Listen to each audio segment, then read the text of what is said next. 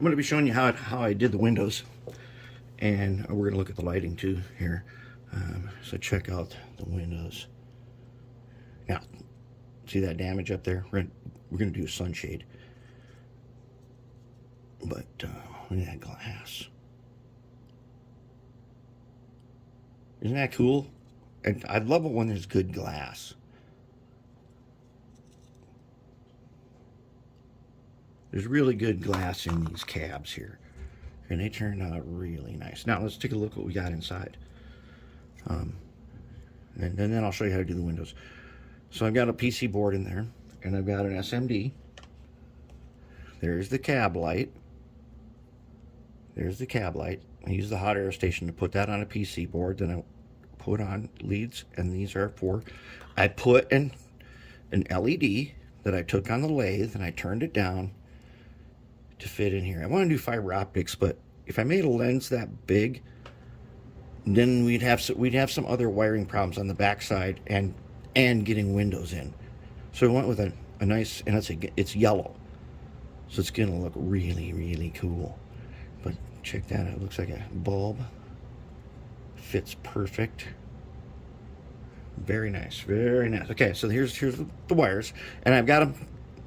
I used the decoder wires so that they're going to hook up the same way as decoders. But inside the shell, we've got the 4-pin disconnect. Okay, so that goes on top of the PC board, on top of the work platform. Once again, I took an LED, I put it in the lathe so that I could slip it right in there as a bulb. Oh my God, that is so cool. Okay, and then I attached it to a PC board. So I made a PC board, and then I used some copper jewelry wire to run from that PC board to the disconnect PC board.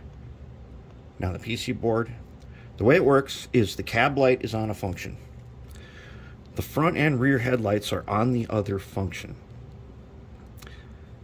And here's the 2 resistors for the return wires that are coming from the cab. So when this is on, you'll be able to turn the cab light on and off, because who knows, you know how bright those cab lights are that I make. Although in the settings of the decoder, you probably could turn it down. So as I understand it, Southern Pacific, when they reversed directions, they dimmed the light. Now, since both lights are on one function, I'm not sure exactly how to do it. I'll look through the settings, but I think there's a way. If you reverse direction, we can dim lights, maybe. I don't know, something like that. Won't be able to do them independently because they're on one, but we might be able to do something. There's a lot of settings in there. But then this plugs in. I was like, okay, so then this sits down onto the locomotive, and you just take this tweezers and you plug it in to the PC board on the locomotive, and you're good to go then. You're ready to roll. That way, you can take the shell off and do maintenance. Anyways, now I'm going to show you how to do lights. One thing I forgot to say, not lights, windows. I forgot to tell you, when doing the windows, take that acetate before you put it in the little cup with acrylic and clean it with this alcohol. It doesn't even have to be 91%. But just clean it so it's nice and clean and dry, and then you'll dip it and do the procedure I'm about to show you.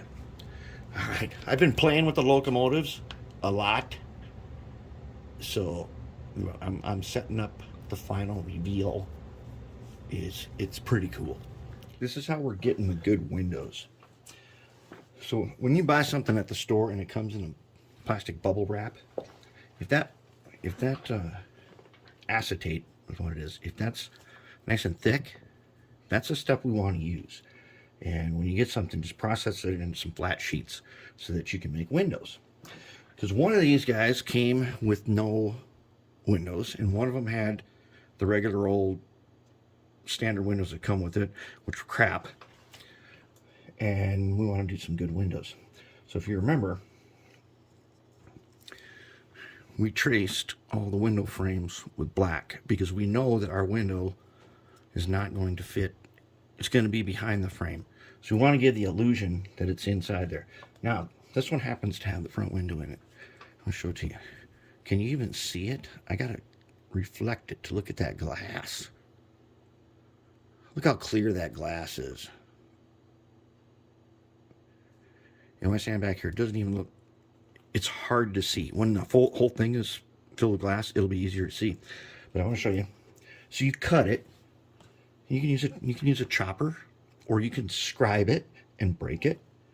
And then you take this stuff. You put a little bit in the bottom of a little tub. You drop your piece in there. Shake it around a little bit. Pick it up. And then you don't want to touch it anymore. And then you're going to lean it up. We got our 675 block here. And you can see I've got windows leaned up along the block on the paper towel. Paper towel will soak the excess as it drops in. And then, you know, I gave it some hours. I did them days ago. And then they're nice and ready to go. Now, normally when we put in windows, we've been doing tacky. I have found that with coating these windows with the acrylic, the tacky sometimes it kind of dries out and then the windows fall out. So what we want to do then is we're going to use, of course, Amazing GOOP, naturally. So I got it right here dripping onto a paper towel because you got to get it really fresh. So let's just do one here. All right, I'm going to take a look inside. There's a light fixture. All right, so let's do a side one. So I'm going to get at my goop here, and you got to get the really fresh stuff on the tip of your X-Acto, right? So you pull out a dot. That's all I need. I go around. I'm going to put it underneath. I'm going to wipe it on right underneath the window here, because I made the windows big enough, so that's where I would glue them. And that's all I need. I don't need any more than that. Now I take one with my tweezers, okay, I'm going to slide him all the way up to where he goes and then drop him down onto the goop, and down he goes.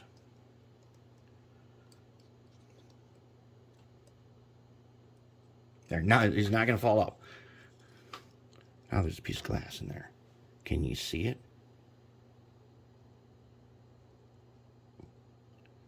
Look at that. That glass is so clean and clear.